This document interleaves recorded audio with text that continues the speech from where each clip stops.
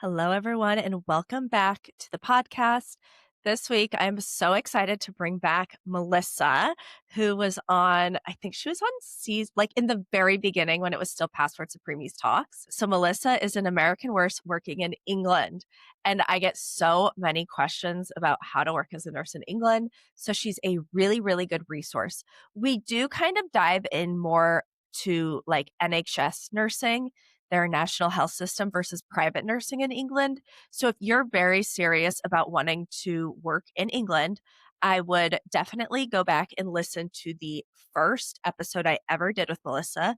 And then I also have a blog post on my website that she wrote. So I would read that too, because she does use some terminology that might be confusing if you have not listened or read that post. Those are both in the show notes. So go ahead and do that and then come back and listen because we're talking all things England. Obviously, I have to ask her about travel in England. We're talking about, her loss of autonomy when she went to work in England. I guess reality, expectation versus reality, what it's like working for the NHS versus private healthcare. And she's super open, super honest. It was a really great conversation, and I know that you'll enjoy it. Hi, Melissa. I'm so excited to have you back. You are my second time guest. So Melissa and I actually we ran into each other in London of all places, which is so random. So And we got random. so random. We got to talking about you working as a nurse in England. And I thought now that you have worked for both the NHS and the private sector, it would be interesting to have you come back on and kind of discuss those differences. But first, I want to start by asking you what inspired you to move from the United States to England to work as a nurse? So it was my husband, actually. Funny enough, he's always wanted to live abroad. He studied abroad in college. One thing, so we met in college. We were pretty young and got married pretty young. And he always said, because I'm originally from actually the Midwest, from Wisconsin, and he said, I want to get out of the Midwest. I want to go live in a city. He would have preferred to live in New York, and I was like, nah, New York's great for like a weekend, but I can't live there. So we decided on Boston. Moved to Boston shortly after we were married. Absolutely loved it. I say I'm from Boston now because we were there almost 8 years before we moved here. And that's where we'll go back. We just absolutely love it. So we thought, if we could do a move abroad or not a move abroad, but a move across, the country, as just like ourselves without our family, friends, we could do it across the world. So that's, it wasn't necessarily like I was planning to move to England as a nurse. It was actually just planning to move abroad to travel and to really see the world. I think that that's interesting too, because I get, and I'm sure you get it too, like so many people saying that they want to work abroad, but I don't think people understand, like when it comes down to it, the differences in culture and especially like in pay. And yeah, it takes like a 100%. lot of a lot of guts to like actually uproot your life and move. So when you Yeah. were preparing to move to England, like, what did you have to do to kind of mentally prepare for that change? So I first started, yeah. So for the job itself, obviously, moving abroad comes with, where are you going to live? Like, what's your support system going to be? Obviously, your visa situation.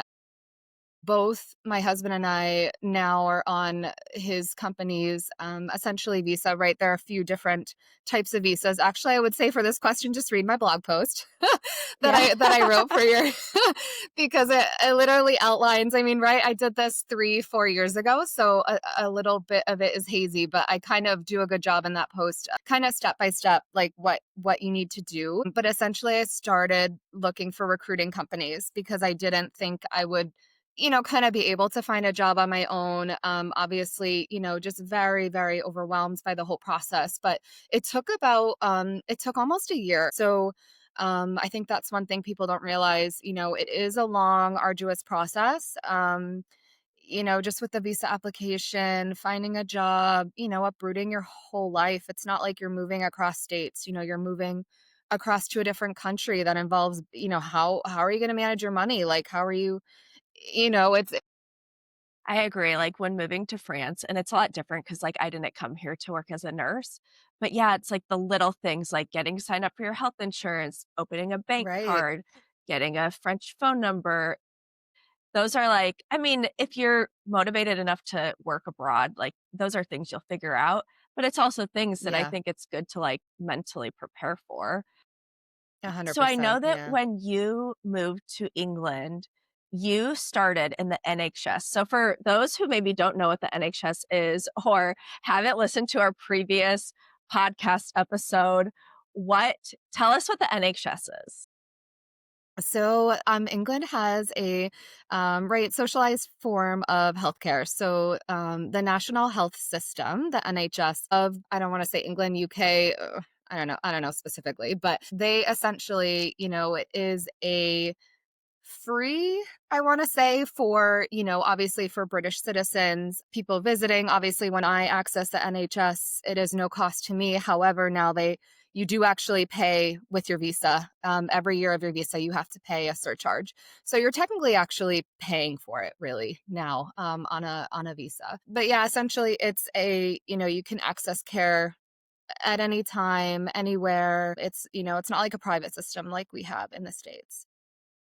What how much do you have to pay with your visa? Do you know off the top of your head? So, when I had that's actually a really interesting question because they have just increased it. I think within the last Okay. maybe year, essentially, I was one of the last groups to get in when it was, I think the surcharge was around £500. Now you think Okay. pounds to dollars, right? Because we always think in dollars because a lot of our money and whatnot, our accounts are actually still in the States. They've actually, over, like, doubled it. So now I think with a visa, at least with a skilled worker visa, it's, like, over £1,000 a year. So if you're approved for, like, a 3-year visa or a 5-year visa, you actually have to pay all of that money upfront, which I don't think people realize either. So my husband's on a 5-year visa. So to add myself as a dependent on his skilled worker visa with his company, I had to pay 5 years of the NHS surcharge even if, say for some reason we leave before that 5 years or move out of the country before then, you have to pay it all up front. So yeah, it is quite an expense.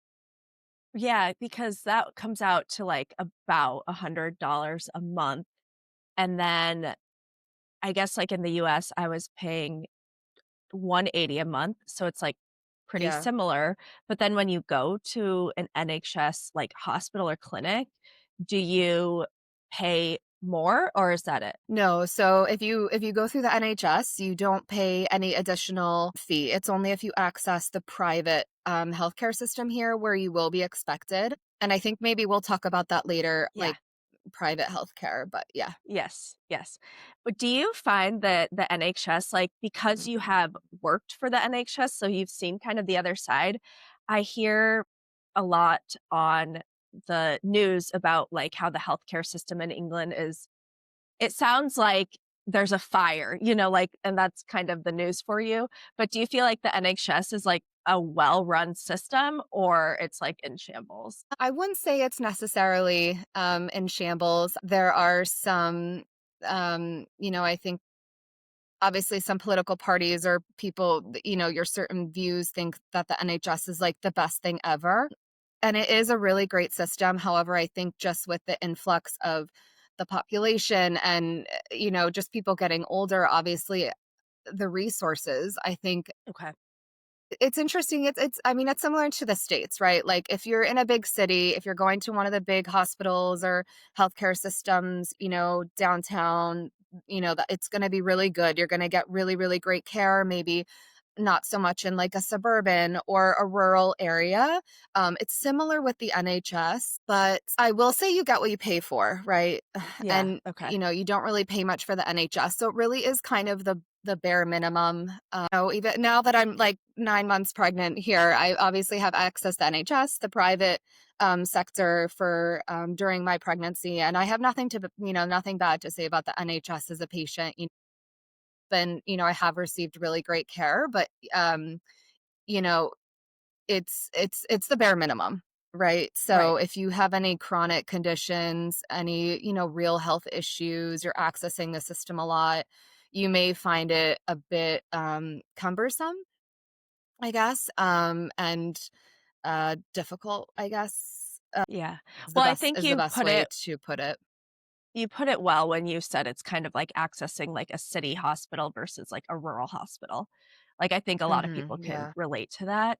So, let's you move to Boston, you decide to move to England, you get your license to work as a nurse, you get a job with the NHS. What was it like expectation versus reality going from working as a nurse in the United States to working as a nurse in England? Yeah, so I knew, like, I tried to mentally prepare myself. I knew that it was gonna be, really, really hard, right? I tried to mentally prepare myself for that, but I think it's impossible to mentally prepare yourself for something that you've never been through, never gone through. I will say, moving here, working for the NHS is one of the hardest things I've ever done in my life. And I think that's just because I think in the States, at least in the role that I was working in, I had done emergency nursing. I went to procedural nursing, which essentially like sedating patients for angio, and more specifically neuro procedures. That's a very specific specialized area of nursing that actually doesn't even really kind of exist here. Like my job in Boston doesn't exist in England. So I was like, okay, I'll do ER. That's right. I mean, sick people are sick people everywhere, but even though English is spoken here, there's still a lot of cultural differences. So you're not only, it's not really like it was a lateral move for me career wise. I almost felt like I was kind of, I don't want to use the word like demoted, but it, it almost felt like I was in kind of like a different career, or I was doing a completely different job. Just, I guess you really have to manage your expectations. You can't have high expectations. But yeah, it was really tough, moving to a new country. Thank God my husband was with me. I think maybe that's something we'll touch on later, but trying to move here alone. But you have to have, a good support system because it's hard. It's hard moving to a new country. Now you're essentially starting a new career or a completely, different job in a completely different culture. And it's really, really tough. I do want to ask something I'm curious about. It's going to sound like very simple, but just because like I worked in Saudi, so I do understand when you talk about differences in nursing, I don't think that people who have never worked abroad would understand. So I'm going to ask you Yeah. like really simple questions. Okay. So No, as a go for nurse, it. yeah, as a nurse in England working for the NHS in the ER, like were you allowed to start IVs? Yes, you were, but you had to do like a certain training first. Okay. Were you allowed to like I think in the US you have a lot of wiggle room in terms of like medications. Like, are you allowed to kind of give meds the same way or is that different? I think in the ER, it's a bit different. So I had never worked on the floor. That's why I was like, I can't work on the floor. I've never done that before. So I chose ER. And I think obviously ER nurses usually have a bit more flexibility.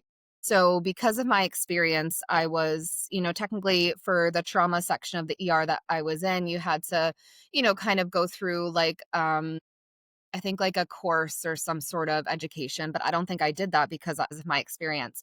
So in that section, I mean, yes, we were giving medications, but on the wards, like, or they call them wards, the floors in the States, it's actually very restricted to what nurses can do, which is really, really surprising. I think the reason for that is because even though you have to go through, every nurse that comes to England or the UK, you have to go through an online test, an in-person test, and essentially get checked off that you're okay to work here. Most nurses, I would say, or a lot of the healthcare staff in the UK is international. I mean, I'm not even kidding when I tell you, because my husband jokes, because he obviously works with British. Most of his coworkers are British, whereas mine, most of them are Filipino. I don't even think I worked with a single British, maybe one Yeah. nurse in my time in the private sector. Only in the NHS, they were the charge nurses or kind of like the senior nurses, but everybody else, we were all international nurses.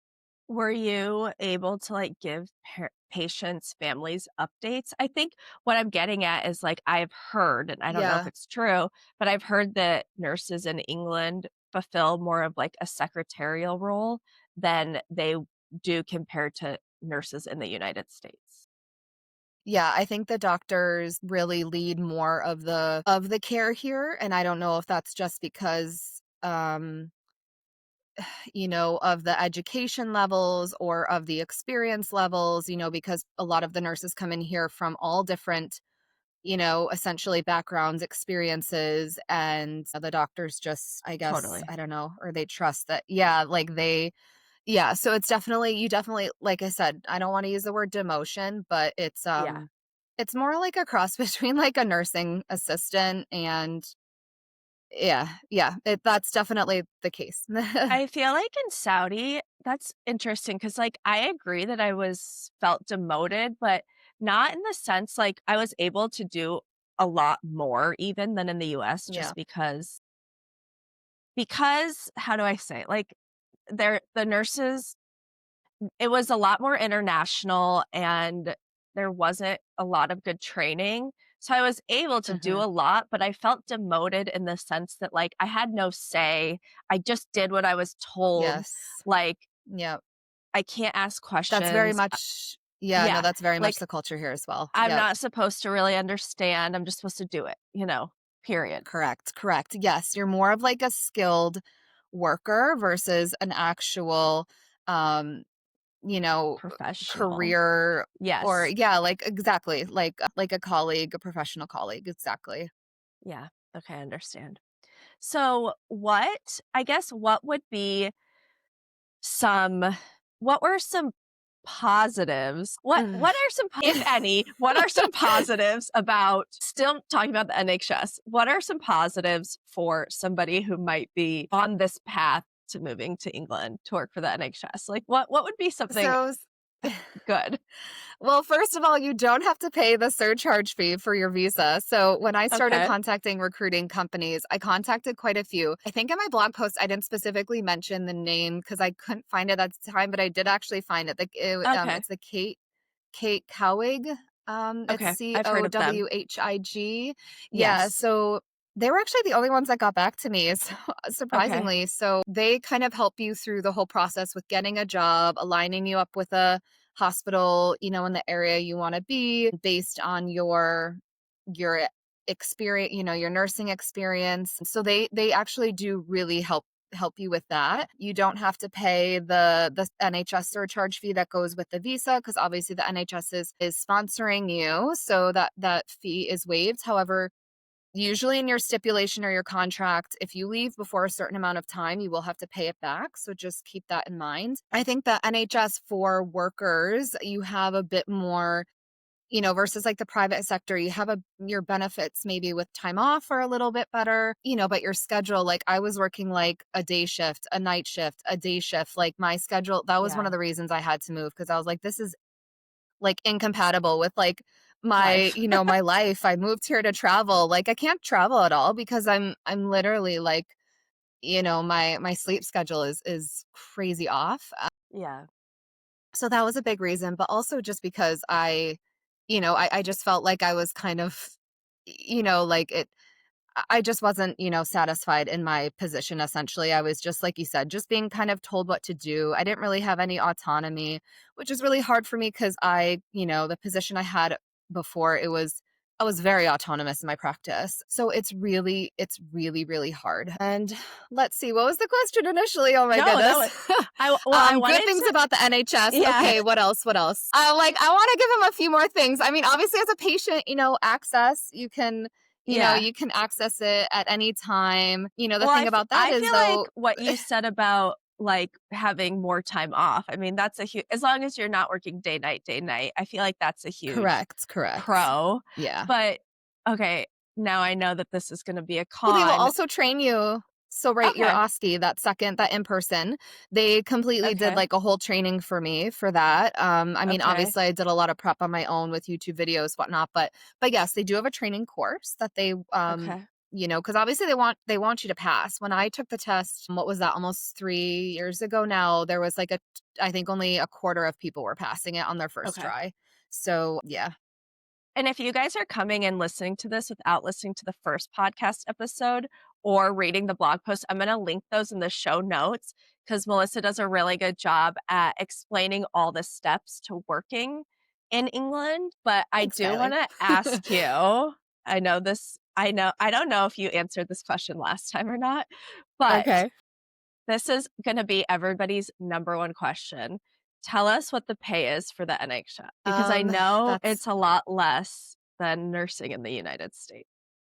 Yes, I wish I kept, I should have written this information down. Like I remember at one point I was like, I need to write this down and do like comparisons. And I never did. It's terrible. I probably have to go back. But yeah, it essentially it's a lot less. You're gonna Yeah. get paid a lot less than what you're used to making in the States compared to Boston. Living here in London, at least like rental prices is more. So you have to think you're making less money, you're spending more to live here, especially if you're living in central London. Mm, it's like I said, if you're not coming here with someone, you're going to be obviously renting with a flatmate. And you really do. You need to kind of figure it out with your expenses. Why are you moving here? If you're moving here to travel and like see the world and are going to be spending all this money, then you kind of have to factor that in. I know my husband and I saved a lot of money. So this was actually, we moved kind of the new year, actually 2022, 2023. So during COVID. Right, we weren't traveling at all. We had kind of saved a lot of money, and you will want to save a lot of money because there are a lot of hidden expenses, things you don't think about. So yeah, and you're not gonna have the same that paycheck like you did in the States. So when I interviewed, I don't know if I told you this, but I interviewed for a job with the NHS in Oh no, you didn't tell me that. 2017. Okay, in Okay. 2017. And, at the time, they quoted me £30,000.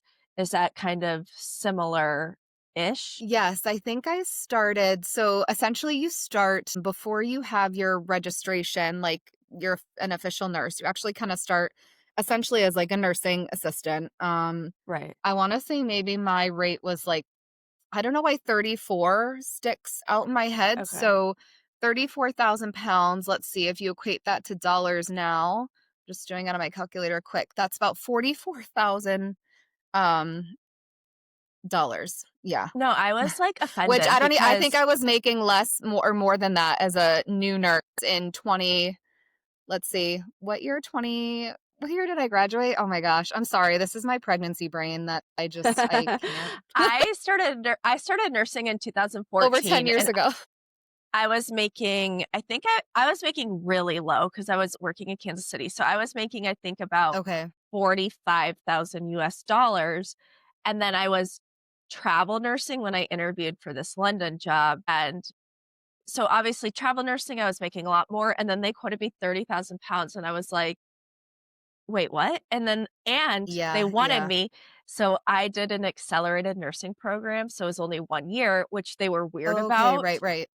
And they Yeah. wanted me to go back and get my master's so that I could come, and I was like, "I'm not paying No for my way. master's so that I can come make £30,000." But That's you guys, crazy. I have to say, like, not everybody is doing it for the money. So, I mean, it's obviously Exactly, yeah. important to consider, but, like, if you just wanna go and do it, be realistic about it. It's not Yep. the most Yep. And my financially logical lucrative. brain, I'm thinking because a lot of the healthcare, at least a lot of the nurses here that come to the UK are from other countries, they kind of get away with that because that is still a lot more money to them than what they would be, making in their own country. So I think, and I don't know, I've done like a lot of reading about it because it's just so fascinating. And I think essentially I think the NHS started with a lot of international workers. That's how it started, and I think it's just kind of always stayed like that. So, the salaries and whatnot have never, just because I think, like I said, you're more of a skilled worker. You're not really like a professional. So your pay is gonna affect that or Well, reflect that. in Saudi, they would pay most of the people I worked with were also Filipino, and they paid them so much less than they paid. So they Really? actually Oh, that's paid nurses awful. based on the country you're from. So even the Americans were making more than the people from England. So it's like obviously Wow. Filipinos the That's, least, and then it was that's pretty terrible. other European Because Filipinos countries. are trained, like, in the American, they're trained as, an American nurse. I mean, a lot of the Filipinos I work with, that obviously, like, they're all fabulous because they are trained in that kind of American way versus nurses in the UK. Their training is completely different. The reason I feel like the way they tried to justify it was that because it's like what you would be spending in your home country. Mm, So, like, they're interesting. assuming that people are coming to make money and then, like, leave, obviously, because nobody's just gonna willingly stay in Saudi Arabia. So, I guess that's kind of the difference, like, people actually want to move to Yeah. England, like, nobody wants to move to Saudi Arabia, so they their pay structure is based on, like, what it costs to live in your home country. Wow, So that's they say fascinating. it's not about training, but, like, I I mean, I don't believe them, like, I'm sure that that's Yeah, part of right. it, I am sure, but also they're not gonna get 100%, an yeah. American that's gonna go work there for what they do pay the Filipinos, and Yeah. alternatively, like yeah, I mean, I don't know. I mean, Saudi's a hot mess, so whatever That's about them. fascinating, though. I mean, really, that's really interesting. I do kind of want to now pivot. So you are Yes, working for the NHS, which again, for people who don't know, it's the easiest, right, to move from America to England and get a job with the NHS versus getting a job with the private sector. But now you have correct. moved into the private sector. So tell us what your job is now. Yeah, and I will just preface that by saying if you're wanting to move to the UK as a nurse, a lot of private it's all about your visa, right? So if you come with a partner and you have a visa, you may be able to find a working in the private sector, but a lot of they'll say right on the job description must have at least 6 months or 1 year of NHS experience. Like they want people to work for the NHS before they work for them. So right now my job, I work, they call it a day case unit. So it's basically like day surgery, fusions, really weird like blood draws that we do. And it's obviously much better. I work three, they call them long shifts, essentially like 3 12 or 13-hour shifts a week, just two different times because we're not open on the weekends or holidays. Oh, that's so nice.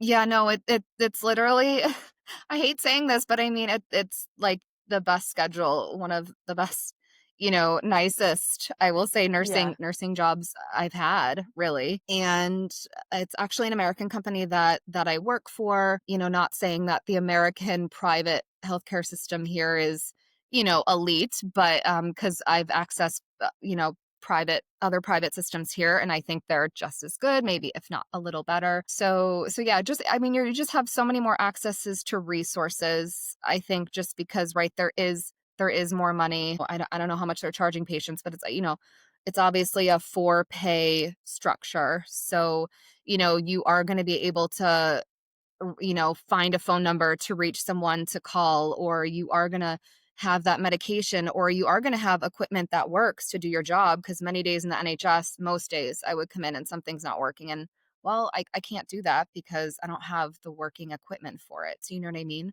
Totally. So it definitely is like night and day, at least from and it's all about perspective, right? And like I said, all of the NHS nursing jobs are going to be different. All of the private jobs are going to be different. But my experience, the NHS position that I was in compared to the private position that I'm in now, it's very different. So, because it's an American company, do you get more similar to American pay? No, funny enough. So it is definitely more than what Yeah. you would be making in the NHS. Maybe subtract like a week or two of vacation that you would get in the NHS, but obviously, with a better schedule, more flexible, like, ability to pick your schedule. Like with the NHS, I was literally given my schedule, like I could request off the vacation time I wanted, but like that was it. I couldn't pick, oh, can I have, how sometimes with nursing, like if you work long shifts, you can kind of pick, oh, can I have like work like these 3 days in a Yeah. row? It wasn't like that in the NHS at all. You were literally given what you're given. Obviously here, the team that working with, the nurses are all fabulous and very accommodating. And, it's also a much smaller team. Like I think there's only like 10 of us or 11 of us maybe. Are you still So, working with yeah. mostly international nurses? Yes. Okay. Yeah. So I think and we may talk about this later, but yeah, most of the nurses, most are Filipino. And there are like a handful of Americans working.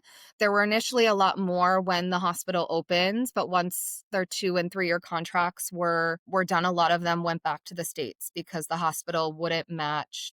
The hospital was matching kind of their salaries, I think, what they were getting in the States, still working in the UK, but they wouldn't match that, I think, anymore, is what I heard from some of the nurses. So they were like, well, I can't keep up, with my living expenses, whatnot. So they moved back to the States. So there really are in the whole hospital, like only a handful. Do you have more autonomy in the private sector? Much more, especially on my unit, because we are kind of more of a nurse-led unit, specifically with discharge. So essentially, the surgeon or the consultant, will, and it's all about like you kind of, in the US, I guess we have care plans or orders or things like that. We actually do work with Epic where I work, so we still have like orders and things similar if you work with Epic in the States, but the doctor will kind of put on his note, like at the bottom, plan, okay for discharge. Or sometimes they won't even put that for our patients because they just know our unit that we're going to discharge them if they meet XYZ. So yeah, so it is much, we do have much more autonomy in our practice.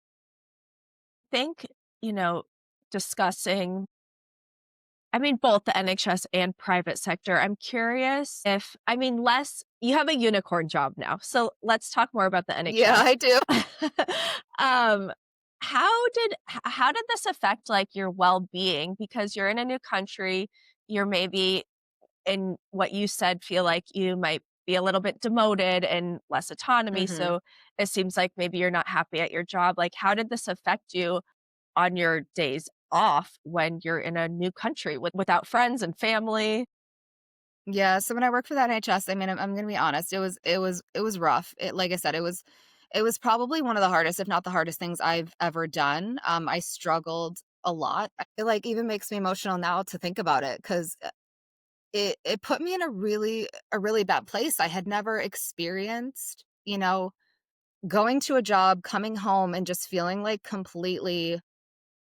I don't even know what the word is. Just I don't wanna say hopeless, I guess, I don't know, like, it was really, really tough emotionally for me, but my husband was like, "Melissa, we gotta stick it out.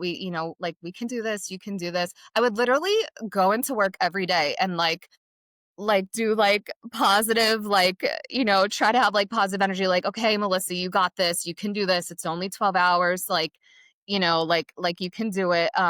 And then finally I was like, "Okay, we can't travel because of my schedule, like, this is not, like, the life we want to have here, like, I need to find another job." And it actually took me a while because it's funny, even though I had, like, what I thought I was a very experienced nurse in the US, but here, if you don't have, like, and my sister's it's interesting because she just graduated business school and she's having the same problem. Like if you don't have the exact same experience that you had previously, it doesn't matter if, you're probably more qualified or overqualified for the job. If you don't have the exact same type of experience, like a lot of places won't even they'll be like, "No, you don't have the experience." And I'm like, "But I've been an ER nurse for like 7 years and and a critical nurse for 8. Like, I know I have the experience, but it's tough just because of the systems that they have here, the way, and even in the private sector, it's very similar to that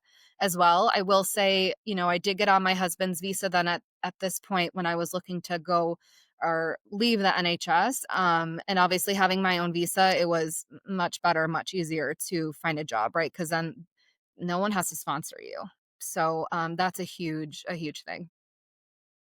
If you're listening to this, I'm like vigorously nodding along because I think not nursing related, but it's so interesting in France. Like Julian cannot pivot careers because he does not have like the same exact Interesting. experience. And my sister was like a news reporter, then she sold houses, then she went back to reporting, and now she's in Mm, sales again. And my husband's like, that's so weird. Like, she doesn't have experience with that. And I'm like, but I mean, once you get to a certain age, like you just learn and you adapt and like that would be right, so right. frustrating. But I know exactly what you're talking about. I wonder if it's Yep, just like yep. the mindset of like a European mindset, like it has to be like Yeah, something, yeah, that's maybe. frustrating. I don't And I know. think Yeah, it's like, like can't think outside the box, you know? Like I yeah, don't know. yes, even though you're qualified. Yes. Right, right. I think too, like, I could really relate to, like, you getting emotional because it was the same in Saudi. Like, I was there for 4 months, and in 4 months, like, I don't think while I was going through it, I realized how bad my mental health was getting, but in the 4 months, Mhm. like, I gained 25 pounds. I'm 5'2", so, Wow. like, that's a lot. It was a lot, but I didn't at the time, Melissa, I thought my clothes didn't fit, obviously. I thought that they were sabotaging me on purpose, and the hotel was like, because the hotel I was at was doing my laundry. I literally No thought way. they were shrinking my clothes on Oh purpose. my god. That's really funny. Um, but I would like come home from work and just be so mentally exhausted. I was so Yeah. angry at everything. And I didn't realize just how much work was like affecting my mental health. So Yeah, how and it long affects did your whole you, life. I yeah, mean, yeah. yeah. Because on your off days, then you just want to like sleep and not do anything. And Exactly. like, I mean, right. yeah, yeah. How long did you stay with the NHS? So I think it was a little over 5 months. Okay. I think a few months in, or maybe as soon as I passed my OSCE, I think I started kind of looking for jobs, just kind of here and there because I knew, just looking at these like qualifications. Okay, I even interviewed for a similar job where I work now in IR. So I was in IR in Boston, and they still would not hire me because they were like, well, we can't teach you how to scrub. And I was like, oh, okay, like that's not going to be the whole job of it. Sure, I didn't scrub, in the States because we have scrub, techs and whatnot that's what they do. And they're fabulous because they assist the doctor actually in and the Yeah. surgeons in these procedures. But I was like, okay, all right, that's fine. And I'm like, well, I'm glad they told me no because I ended up with a job that I have now, which, like I really love all of my coworkers, my manager. Shout out to her if you're listening. She's absolutely fabulous. I mean, I joke, she pretty much like runs a hospital. She's actually manager of a few different units, and she's just really great. But yeah, it's interesting. And I'm sorry now I don't remember what the question was. I feel like you answered it, so it was perfect. Okay. Um, I Okay. do wanna ask you, so you now, I mean, nursing in the US, nursing in England, and now you're Hmm. doing, like, this travel planning, you're kind of pivoting. Will you tell us about Yeah. your travel planning services and get into that a little bit? Yeah, so I guess I will say I will start, I wouldn't move, and I know this is a strong statement and just my opinion, but I don't know if I would necessarily move to the UK just to be a nurse. Okay. It's everything that we've talked about, the pay, the type of job you're going to have, you really have to have another reason that you want to move and you want to live here, right? You have to have another, I guess, kind of motivation to want to be here because, you're going to need it. It's going to be hard. And so my husband and I, the reason we moved here was all to travel, to travel the world. I mean, we had traveled quite a bit before we moved, but we were like, well, it's not going to be at the same level, here. Like you can go to Paris for the weekend or wherever for the weekend and it's great. It's not as expensive. I mean, it's not cheap, but it's not as expensive, right? So that was kind of our focus. That was our goal. So when I kind of finally got out of the NHS and, my mental health went out, I was doing, much better, started this other position, that I enjoyed. Sure, everything, it's not perfect, right? But so much better than what I was doing. I felt like I had like the mental space and capacity to now want to travel and plan trips. And I had actually started a travel blog. I started my travel blog during COVID as just kind of a creative outlet, right? Nurses working in COVID, it was really essential. And so since I've kind of been in this, new role working in the private sector, I've been able to grow my blog. I recently, just this year, actually filed my brand as an LLC. So technically now have a small business and actually plan travel for clients as well, which is really great. I feel like it's kind of a natural progression from nursing, right? Because most nurses, you go into the nursing profession because you want to help people. And that's what I love. I love talking to patients, helping them, explaining things. And so now essentially it's just doing that, but with Travel. travel with my clients. Yeah. And since we've seen so much of the world and, really kind of been through it. I mean, for a while, we were traveling to a new country every month. So it Hmm. was, it's crazy. So I do have a lot of experience and just, kind of the know how, especially. Obviously, Europe is kind of my specialty, and New England, Boston, where I was from. But yeah, but it's been, I'm just so thankful because I think without moving to that job, I would have never, I would have never ended up where I am now. So it's been a really interesting progression for me. What's your favorite country to plan, like, to send clients to? Like, what do you get excited about when they're like, "I wanna go to this country," and you're like, "Oh, this is a great place to go?" Yeah, no, that's a really good question. Gosh, I don't know. I guess I would just say, places that because I am, somewhat starting out. I think I've been only doing this for about 6 months, maybe a little bit less now. I mean, really anywhere in Europe, because I feel like, or if people come to me, they're like, oh, well, we don't know where we want to go, like what we want to Okay. do. And I'm like, okay, like, you want to go here for this, this, and this, or here for this and Yeah. this. And I think just without my experience traveling around to those places, like I wouldn't know this information, and Yeah. that's why, if you go to a travel advisor or really anything, a lot of certain ones have, certain niches and things like that because it is hard. You can't know everything about everywhere, but I work for an incredible agency and we have, I mean, the best connections in the whole world. So it's like, okay, well, even if I don't know the answer or whatnot, I have someone that I can ask or, kind of collaborate with. So that's really How exciting. would how would somebody hire you or reach out to you if they want you to help them plan a trip? Yeah, just to email me essentially. I'm gonna be I don't know if I'll be planning. I have a few clients I'm working on right now trying to finish before the end of the year. I kind of just sent out because with my pregnancy, it's been a bit of a tough go. So it's been only recently that I've kind of announced to people and whatnot, but announced to my clients, okay, this is, I'm having a baby surprise. And, I will be obviously unavailable from this time, but have a fabulous team and will still always be close to my email. So maybe Yeah. if I can't, get on your request right away, there's always people I can contact. So probably after the new year, I'll try to get back into it.